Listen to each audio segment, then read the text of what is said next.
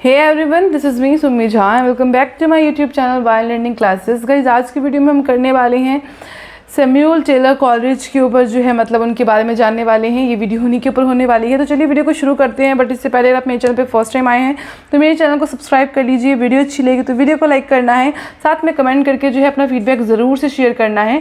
तो चलिए वीडियो को शुरू करते हैं। तो सबसे पहले हम जानेंगे एसटी कॉलेज यानी कि सैमुअल टेलर कॉलरिज का जो मतलब शॉर्ट नेम है उसको एसटी कॉलेज के नाम से भी जाना जाता है। सो यहाँ पे है Samuel Taylor Coleridge, a leader of the British romantic movement, was born on October 21, 1772 in Devonshire, England.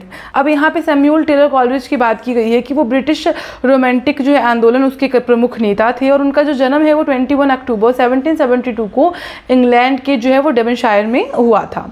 अब जो बोला गया है उनके फादर के बारे में, his father a vicar of a parish and master of a grammar school, married twice and had 14 children. अब यहाँ पे बोला गया कि उनके फादर जो हैं वो एक पैरिश थे, मतलब कि जो चर्च में जो है वो जिनका चर्च होता है, जो चर्च की सेवा करते हैं, यानी चर्च के जो एक मेंबर होते हैं जिसको पादरी कहा जाता है हिंदी में, वो थे। और एक स्कूल के जो है वो हेडमास्टर भी थे।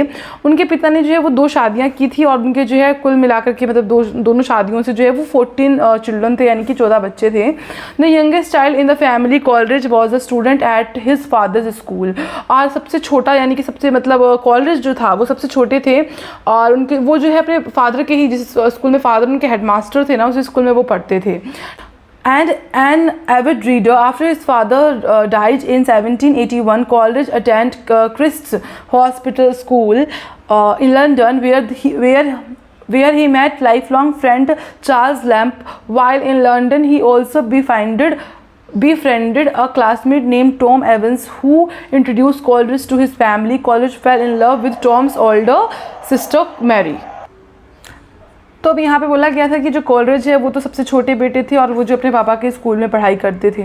उसके बाद वे जो है बचपन से ही बहुत ज़्यादा पढ़ने के यानी कि बुक्स पढ़ने की, किताबें पढ़ने के जो है वो काफ़ी ज़्यादा शौकीन थे। अब 1781 में जो है उनके फादर का जो है वो मृत्यु हो गया, यानी कि निधन हो गया।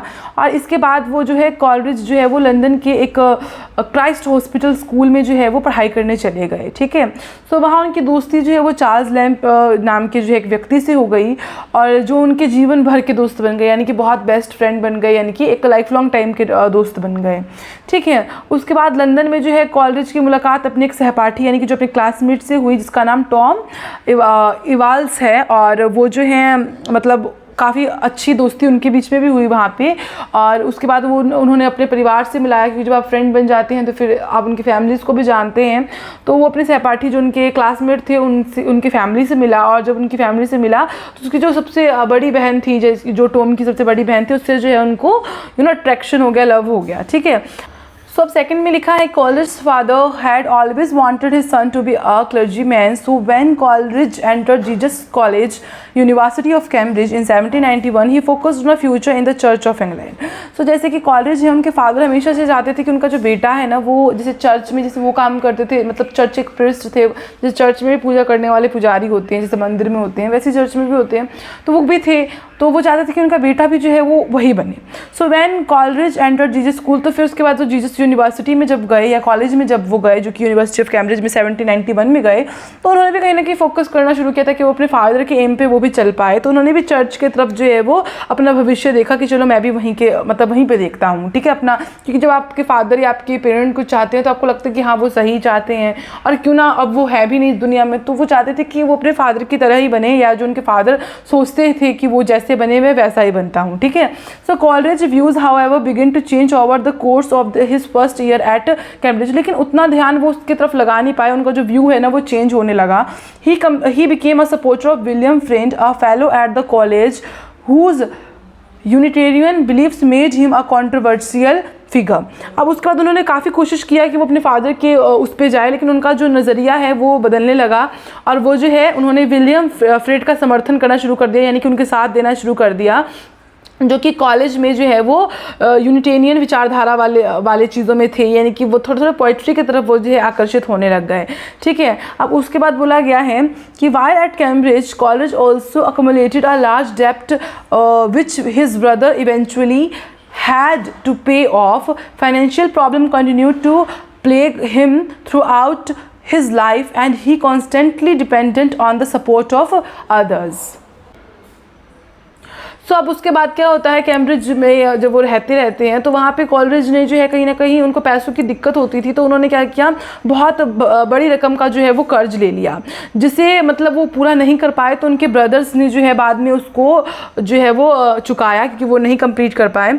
और इसी चक्कर में उनको जीवन भर जो है कहीं ना कहीं एक सहायता ढूंढना पड़ा, यानी किसी न किसी का हेल्प में वो हमेशा रहे, यानी कि उनको दूसरों की सहायता पर हमेशा निर्भर रहना पड़ा, यानी कि उनको हमेशा किसी न किसी के सपोर्ट की पड़ती थी, क्योंकि वो फाइनेंशियली इतने स्टेबल नहीं थे। अब आगे हैं, in road to Wales in June 1794 Coleridge met a student name Robert Southey. अब यहाँ पे 1794 में जो है वो एक मतलब व्यक्ति से मिले जिनका नाम था रॉबर्ट साउदी, ठीक है। वो एक छात्र थे, उन्हीं की तरह स्टूडेंट थे। Striking an instant friendship, Coleridge postponed his trip for several weeks and the man shared their philosophical ideas. Influenced by Plato Republic, they constructed a vision of plutocracy, equal government by all, which involved immigrating to the new world with 10 other families to set up a commune on the bank of the Susquehanna River in Pennsylvania. Coleridge and Southey envisioned the man sharing the workload, a great library, philosophical discussion and freedom of religious and political beliefs.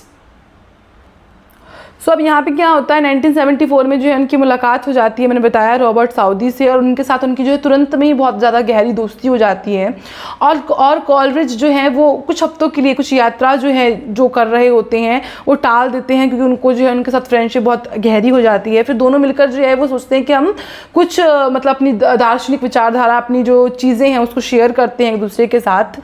अब दोनों जो है मिलकर के अपनी अपनी विचारधाराओं को जो है वो साझा करते हैं, बताते हैं। फिर दोनों जो है प्लेटो एक बहुत बड़े फिलोसोफर हैं, उनके जो एक रिपब्लिक जो काम था उससे प्रेरित हो जाते हैं दोनों।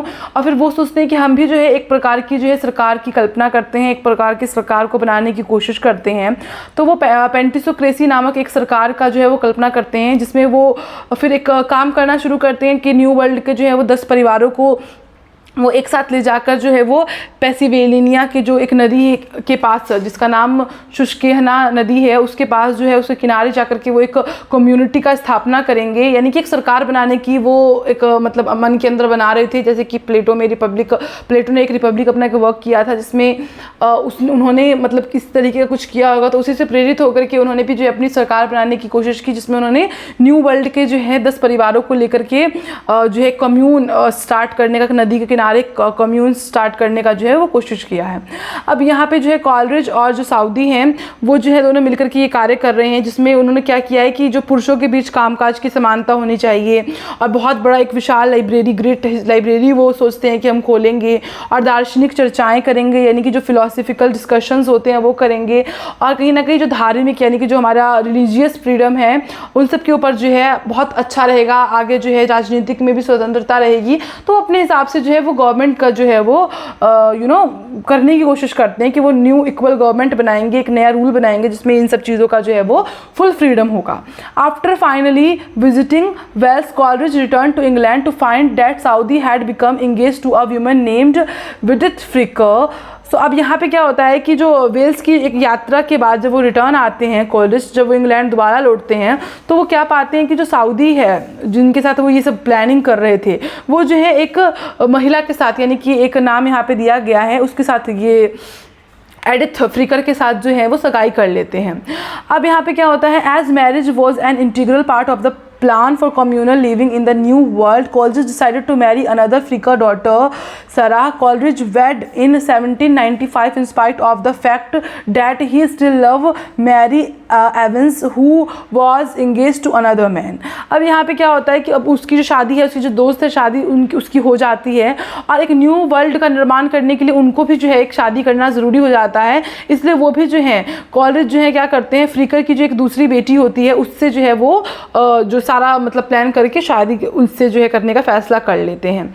अब 1795 में जो है कॉलरिज ने भी शादी कर ली। हालांकि वो जो एक मैंने बताया था स्टार्टिंग में, जो उनकी एक फ्रेंड थी उसकी बड़ी बहन से जो है उनको मतलब प्यार हो गया था। हालांकि वो उससे अभी भी प्यार करते हैं, लेकिन वो उसने भी जो है किसी और से सगाई कर ली थी, इस वजह से कॉलरिज ने जो है शादी किसी और से कर ली। ठीक है, सो यहाँ पे है कॉलरिज मैरिज वॉज अनहैप्पी। अब कॉलरिज की जो मैरिज है वो ज़्यादा हैप्पी रही नहीं, क्योंकि जब वो प्यार किसी और से करते थे और शादी किसी और से, तो वो हैप्पी कभी हो भी नहीं सकते। And he spend much of it apart from his wife, और वो उसके साथ ज़्यादा टाइम स्पेंड भी नहीं करते थे।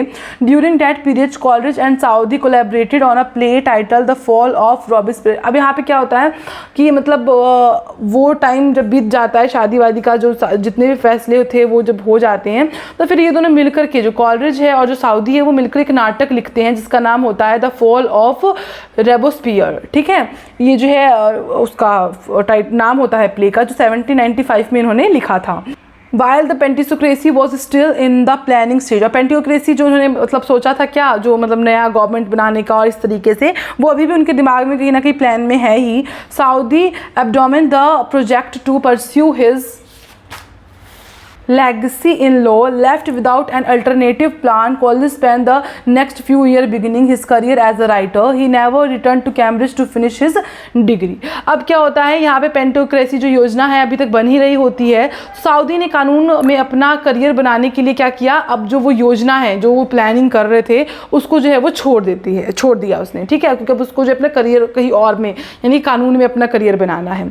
अब बिना किसी विकल्प के अब कॉलरिज भी क्या करे, कॉलरिज ने अगले कुछ साल जो है वो एज अ लेखक के रूप में अपना करियर शुरू किया, उसका उसमें व्यतीत किया, बिताया भी उस करियर में। और उन्होंने कभी भी अब कैम्ब्रिज जो है वो वापस नहीं गए, और उन्होंने अपनी डिग्री भी पूरी तरह से नहीं ली, यानी कि वो जो उनका प्लानिंग चल रहा था वो बीच में ही डिस्ट्रॉय हो जाता है। अब है in 1795 Coleridge befriended William Wordsworth who greatly influenced Coleridge verse. अब 1795 में कॉलरिज की मुलाकात जो है वो विलियम वर्ड्सवर्थ से हुई, जिन्होंने कॉलरिज की कविता को बहुत प्रभावित किया था, यानी कि कॉलरिज की कविता में बहुत हेल्प की थी प्रभावित करने में। ठीक है, अब है whose early work was celebratory and conventional, began writing in a more natural style. In his conversation poems such as the Elohim Harp and the Lime Tree War by Prison, Coleridge used his intimate friends and their experiences as subject. अब उनका जितने भी काम है जिससे उन्होंने काफ़ी प्रेरणा ली थी, कॉलरिज ने जो है वो जो मतलब विलियम वर्ड्सवर्थ हैं उनके काम से काफ़ी सारा प्रेरणा लिया था, और वो जो काम से इन्फ्लुएंस्ड हुए थे काफ़ी ज़्यादा। The following years Coleridge publish his first volume of poetry. अब काफ़ी कुछ साल उन्होंने लगाए जिसमें उन्होंने अपना फर्स्ट वॉल्यूम पोइट्री का जो है पब्लिश किया। And poems on various subject, और काफ़ी सारे सब्जेक्ट्स पे जो है पोएम उन्होंने लिखा। Begin the first of 10 issues of liberal political publication entitled the watchman. उन्होंने जो है काफ़ी समय, यानी कि अगले वर्षों में जो कॉलेज ने है अपनी काफ़ी सारी कविताएं लिखी, और जिस कविताओं का मैंने आपको नाम भी बताया। और उन्होंने कॉलरिज ने जो है अपने करीबी दोस्तों और उनके अनुभवों को भी अपना विषय बनाया, यानी कि जितने भी दोस्त थे उनके जो लाइफ में अनुभव थे उसको भी जो है अपना करके उन्होंने काफ़ी अच्छा पोइट्री लिखने की कोशिश की। अगले वर्ष फिर कॉलरिज ने अपनी पहली कविता जो है वो पोएम्स ऑन वेरियस सब्सटेंस प्रकाशित की, और एक राजनीतिक प्रकाशन भी उन्होंने किया जिसका नाम द वॉचमैन था। उसके जो है उन्होंने काफ़ी 10 अंकों से शुरुआत किया उसका। फिर 1797 से लेकर के 1798 तक उन्होंने जो है वर्ड्सवर्थ और उनकी बहन डोरोथी जिसका नाम था उसके साथ सेमेस्टरशायर में निवास किया, यानी यहाँ पे लिखा गया है सेमेस्टरशायर, उसमें जो है वो निवास किया, यानी कि रहने के लिए शिफ्ट हुए। कहाँ से, फ्रॉम 1978 से, यानी कि पूरे 1 साल जो है वो उनके साथ रहे। In 1798 the two man collaborated on a joint volume of poetry entitled lyrical ballads. ये काफ़ी फेमस है विलियम वर्ड्सवर्थ का, सो इसके में भी काफ़ी ज़्यादा जो है वो काम किया उन लोगों ने मिल करके। ठीक है, दोनों ने मिल करके जो है वो लिरिकल ब्लड्स नामक एक संयुक्त कविता जो है वो प्रकाशित किया। उसके बाद जो है the collection is considered the first great work of the romantic school of poetry. फिर उन्होंने काफ़ी एक अच्छा वर्क किया जिसका नाम रोमांटिक स्कूल ऑफ पोइट्री था, और उसमें जो है कॉलरिज की काफ़ी फेमस पोएम, सबसे famous poem the rhyme of Asian mariner जो है वो शामिल थी। तो काफ़ी सारा उनका जो वर्क्स है वही डिस्कस किया जा रहा है कि उन्होंने अपनी लाइफ में कितने वर्क्स किए हैं। That autumn the two poets travel the continent together. फिर उन्होंने जो है वो 2 पोएट मिलकर के जो है वो मतलब शरद ऋतु के समय जो है वो यात्रा कर रहे थे महाद्वीप की, कॉन्टिनेंट का। उसके बाद है Coleridge spend most of the trip in Germany. Coleridge जो थे उन्होंने अपना काफ़ी समय जो है वो जर्मनी के ट्रिप में जो है वो बिताया था। Starting the philosophy in Immanuel Kant, Jacob Boehme and G.E. Lessing while there. अब यहाँ पे जो है उन्होंने ट्रिप फिलोसफी सीखने की भी काफ़ी ज़्यादा कोशिश की थी। He master the German language and began translating. फिर उसके बाद जो है वो उस लैंग्वेज में जो है वो काफ़ी ज़्यादा मास्टर्ड हो चुके थे और फिर उन्होंने उस लैंग्वेज को ट्रांसलेट करने का भी काम शुरू किया। And he return to England in 1800। फिर उन्होंने 1800 में जो है इंग्लैंड वापस आए क्योंकि वो बहुत यात्रा कर चुके थे। ही सेटल्ड विद फैमिली, तब वो अपनी फैमिली के साथ सेटल हो गए। एंड फ्रेंड्स एट कैस्विक, और अपने फ्रेंड्स के साथ भी वो मिले। Over the next 2 decades college lecture in literature. अब कॉलेज ने जो है अगले 2 साल तक जो है वो लिटरेचर में लेक्चर भी दिया। And philosophy wrote about religious and political theory, और जो राजनीतिक बातें थी और जो धार्मिक बातें थी उनके ऊपर भी जो है वो अपना चीज़ें लिखा। Spend 2 years on the island of Malta में भी उन्होंने 2 साल बिताए as secretary. The governor is an effort to overcome his poor health and his opium addiction and lived off financial donations and grants. Still addicted to opium, he moved in with the physician James Gilman in 1816, and in 1817 he published Biographia Literaria, which contained his finest literary criticism. He continued to publish poetry and prose, notably Sibylline Leaves 1817, Aids to Reflection 1825 and Church and State 1830। अब पहले हम इसका मतलब समझ लेते हैं कि वो जो है सबसे पहले तो वो महाद्वीप में घूम के आए थे, यात्रा करके आए थे। फिर उन्होंने जर्मनी में काफ़ी समय बिताया। फिर वहाँ पे उनकी जो मुलाकात काफ़ी दर्शन यानी अध्ययन किया, यानी काफ़ी फिलोसफर से हुई। उसके बाद वहाँ रहने के बाद उन्होंने जर्मन भाषा को सीख लिया। उसके बाद उसको अनुवाद करना शुरू किया, है ना। फिर 1800 में उन्होंने इंग्लैंड में जब वो वापस लौटे, फिर उन्होंने अपने परिवार और अपने दोस्त के साथ जो है वो केस्विक में बस गए, ठीक है। एक जगह का नाम था, वहाँ पे वो बस चुके थे, ठीक है। फिर अगले 2 दशकों में उन्होंने कॉलेज ने जो है वो जो लिटरेचर है उसका भी अध्ययन किया, धार्मिक और राजनीतिक चीज़ों के बारे में भी लिखा। 2 साल उन्होंने माल्टा में गवर्नर के सचिव के रूप में बिताया ताकि अपनी ख़राब सेहत और अफीम की जो है उनको एक लत लग चुकी थी उससे जो है वो उभर पाएँ, ठीक है। अब उसके बाद उन्होंने काफ़ी दान किया, डोनेशन किया, जो फाइनेंशियली चीज़ें थी लोगों की स्टेबल करने की कोशिश की। फिर अभी भी उनको जो है अफीम का जो है लत था ही। फिर उन्होंने 1816 में, क्योंकि वो लत ठीक नहीं उनका हुआ, फिर 1816 में जो है उन्होंने डॉक्टर जेम्स गिलमैन के साथ रहने का फैसला किया ताकि उनका जो है वो लत ठीक हो सके। फिर 1817 में जो है उन्होंने बायोग्राफिया लिटरेरिया नाम का जो एक साहित्य आलोचना था वो प्रकाशित किया। उसके बाद उन्होंने कविता लिखा और काफ़ी गद्यांश लिखना शुरू किया, और विशेष रूप से उन्होंने सिबलियन लिव्स जो है 1817 में लिखा। फिर जो उनके वर्क्स थे वो उन्होंने एड्स टू रिफ्लेक्शन उन्होंने 1825 में लिखा, एंड चर्च स्टेट उन्होंने 1830 में लिखा। एंड आफ्टर डेट उनकी जो है मृत्यु हो गई लंदन में ही, जो जुलाई 25 को हुई थी 1834 में। अब उनके जो है और भी कुछ फेमस वर्क्स जो हैं वो यहाँ पे लिखे हुए हैं जिसको आप नोट डाउन कर सकते हैं। सो यही था एसटी कॉलेज यानी कि सैमुअल टेलर कॉलेज के बारे में। So hope you like this video, hope you like this explanation. If you like this video then like share and subscribe my channel and also follow me on Instagram की जो ID का link है वो आपको description box में मिल जाएगा। सो मिलते हैं नेक्स्ट वीडियो में, तब तक के लिए जय हिंद, वंदे मातरम।